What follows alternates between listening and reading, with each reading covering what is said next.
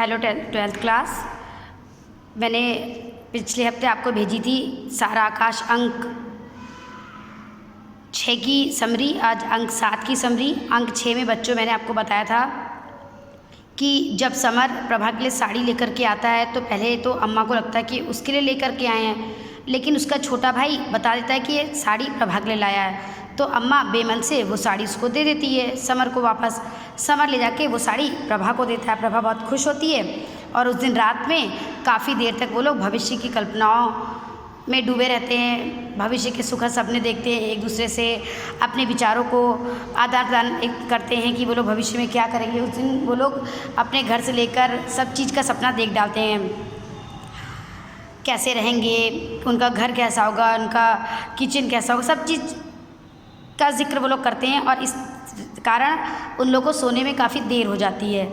जब सुबह देर में सो कर के उठते हैं तो पिताजी काफ़ी गुस्साए होते हैं। तो उसके बाद का यहाँ पे वर्णन है। पिताजी की डांट फटकार के 2 दिन के बाद ही घर का वातावरण बदल गया था। कि 2 दिन उस दिन पिताजी ने डांटा लेकिन माहौल बदल गया था। इसकी खबर समर को प्रभा ने बता भी दी थी, दे भी दी थी। समर नौकरी करने लगा था। उस दिन आते हुए समर को थोड़ी देर हो गई थी, यानी जब वो पढ़ करके और नौकरी करके घर आ रहा था तो उसको काफ़ी देर हो गई थी। और समर के नौकरी करने से घर का थोड़ा माहौल अच्छा हो गया था। प्रभा और समर जो बात बात पे बाबूजी अम्मा जी से डांट खाते थे, अब वो लोग डांट नहीं खा रहे थे। लेकिन समर फिर भी डर रहा था, वो घर आने में उसे डर लग रहा था। घर में पाँव रखते ही बाबूजी का सामना हो गया। वे लकड़ियाँ लदवाए आ रहे थे, सब्जियाँ भी झोले में थीं। अब समर को ये देखकर लगा कि उस दिन का गुस्सा फिर से निकालेंगे। किस दिन का? जिस दिन वो लोग देर में सो करके उठे थे, उस दिन का गुस्सा समर को लगा कि अब वो निकालेंगे। परंतु उन्होंने गुस्सा नहीं किया, अपितु प्यार से बोले कि उसे जल्दी आकर खा पी कर जाना चाहिए। बहू भी उसके लिए भूखी बैठी रहती है, ठंडा खाना भी शरीर को नहीं लगता। ये चीज़ बाबूजी ने बोला। समर बहुत चौंक गया कि इस व्यवहार में परिवर्तन का कारण क्या था। और कारण ये था कि समर नौकरी करने लगा था। एक लंबे समय के बाद समर ने बाबूजी के वात्सल्य का अनुभव किया। बच्चों, वात्सल्य होता है जो माता पिता अपनी संतान से प्रेम करते हैं, उसे बोलते हैं वात्सल्य। बहुत लंबे समय बाद समर को ये महसूस हुआ कि उनके बाबूजी उसको बहुत प्यार करते हैं। उनके इस अपनेपन के स्वर से वो घबरा गया था। हमेशा डांट डपट सुनता रहता था, आज जिस प्यार से उसके बाबूजी ने उससे बोला था तो वो डर गया। प्रभा ने उससे बताया कि घर वालों का रवैया व्यवहार अब उन दोनों के लिए बड़ा उदार हो गया है, अब बहुत अच्छा हो गया है। अब घर वाले नाराज़ नहीं होते हैं। पहले जिन बातों पर कलह होती थी अब उन्हें अनदेखा किया जा रहा है। पहले जिन बातों पे घर में लड़ाई झगड़ा होता था अब दोनों की उन्हीं बातों को अनदेखा किया जा रहा है। लोग छोड़ देते हैं, उन बातों को मुद्दा ही नहीं बनाते हैं। अम्मा बात बात में कहती है कि समर सहारा देगा तो मुसीबतें कुछ कम हो जाएंगी। सहारा देना मतलब नौकरी कर रहा है, कुछ आर्थिक मदद करेगा तो सारी मुसीबतें कम हो जाएंगी। यानी अब वो लोग काफ़ी खुश थे। समर के परिवार वाले काफ़ी प्रसन्न थे, खुश थे। समर लेकिन परेशान था। वह घर की अभी कोई मदद नहीं कर सकता था। उसकी कमाई में अभी उन दोनों का ही खर्चा निकल जाए तो बहुत था। समर नौकरी कर रहा था लेकिन वो पढ़ाई भी कर रहा था, उसका और प्रभा का खर्चा निकल जाता तो ही बहुत था, उसको लगता था। लेकिन परिवार वालों की ये उम्मीद थी कि समर अब घर की आर्थिक कामों में मदद करेगा, आर्थिक सहायता घर में देगा। उन दोनों के बेस से तो वे बच जाएंगे, बोझ से तो वे बच जाएंगे। यानी उसने सोचा कि वो कमा रहा है तो कम से कम घर वालों को ये रखना चाहिए तसल्ली कि अब 2 का खर्चा तो नहीं देना पड़ेगा। लेकिन अगर समर से ये उम्मीद करते हैं कि वो घर का पूरा खर्चा या खर्चे में योगदान देगा तो वो अभी सही संभव नहीं था। बीए भी उसे करना था।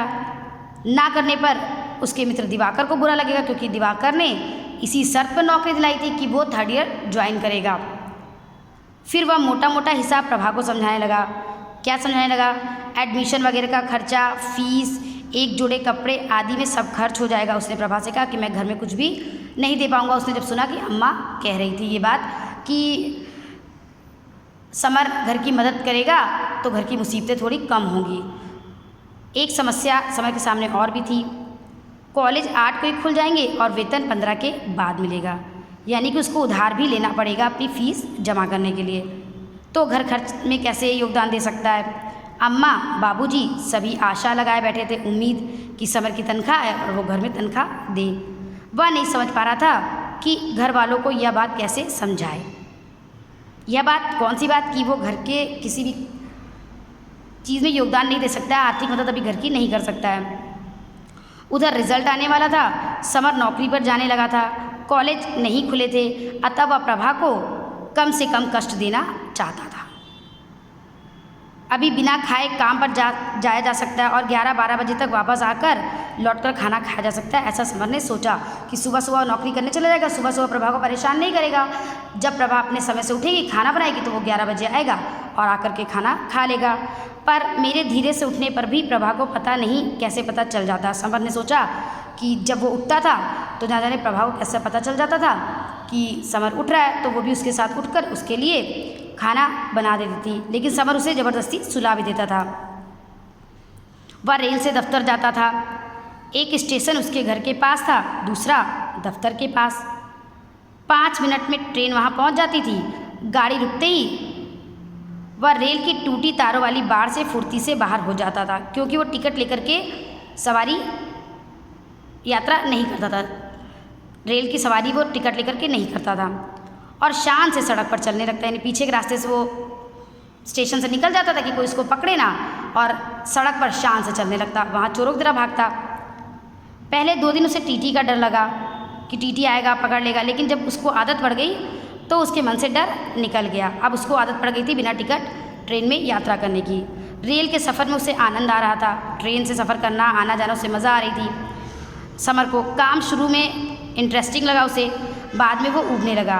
पहले कुछ दिन जोश में बहुत सारे पन्नों के प्रूफ पढ़ डाले। प्रूफ रीडिंग वो कार्य होता है बेटा, जब एक कोई बुक छपती है तो उसकी एक कॉपी निकाल करके दे दी जाती है, पहले उसको पढ़ा जाता है, उसमें करेक्शन किया जाता है, फिर वो दोबारा छपती है, तो वो प्रूफ रीडिंग का कार्य होता है। समर ने पहले तो ये काम बहुत जोश और उत्साह के साथ किया।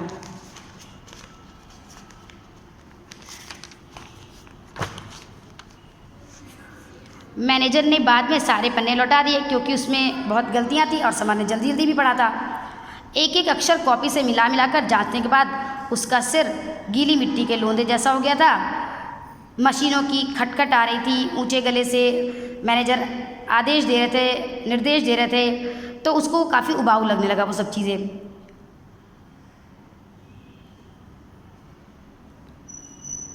समर जहाँ काम करता था वहाँ पे कार्य करने वाले लोग इतने दिलचस्प नहीं थे कि उसका मन लगे।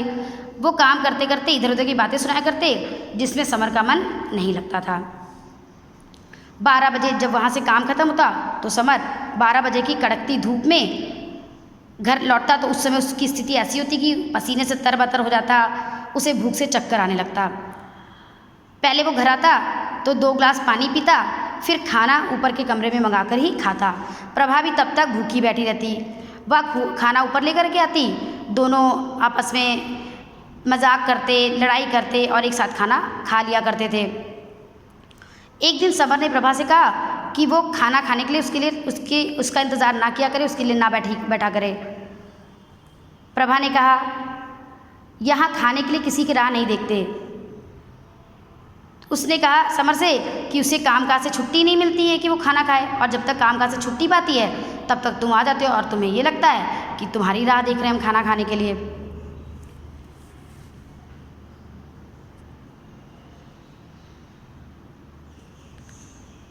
समर का रिजल्ट आया। समर 2nd डिवीज़न में पास हो गया, अमर फेल हो गया। अमर एक और बैठे रो रहा था, पूरा घर दुखी था। अब 1 साल उसे और पढ़ाना होगा। बाबूजी सोच रहे थे और बाबूजी को दोनों पर बहुत क्रोध आ रहा था, क्योंकि समर से सबने उम्मीद लगाई थी कि वो 1st डिवीज़न में पास होगा और अमर तो पास हो जाएगा, लेकिन उल्टा ही हुआ। प्रभा ने बताया कि वैसे तो भाभी अमर के फेल होने पर बड़ा दुख प्रकट कर रही थी, उन्हें सांत्वना दे रही थी कि अरे फेल हो गए, कोई बात नहीं, अगले साल पढ़ लेना। लेकिन भाई साहब से कह रही थी कि अच्छा अंधेर इस घर में, एक तो दिन रात हड्डे पेल कर इनको पालो, पढ़ाओ और इनका इतना ख्याल रखो, और ये लोग ये नहीं सोचते कि अगले के भी तो बाल बच्चे हैं।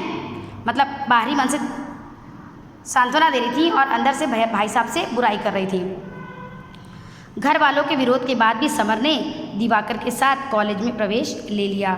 3 दिन की मेहनत के बाद समर का एडमिशन हो गया, वह भी पुराना विद्यार्थी होने के कारण। अमर के दाखिले में बहुत परेशानी हुई, अमर फेल हो गया था। अब प्रभा पर असली मुसीबत आई, क्योंकि अभी तक तो कॉलेज चल नहीं रहा था। प्रभा सो जाती थी, समर आकर के खाना खा लेता था, लेकिन प्रभा को अब क्या मुसीबत का सामना करना पड़ा। 11 बजे प्रेस से छूटने पर समर सीधे कॉलेज जाता और 3 बजे लौटता। अभी उसकी मिलिट्री ट्रेनिंग भी नहीं शुरू हुई थी, वरना 4 साढ़े 4 बजे घर से निकलकर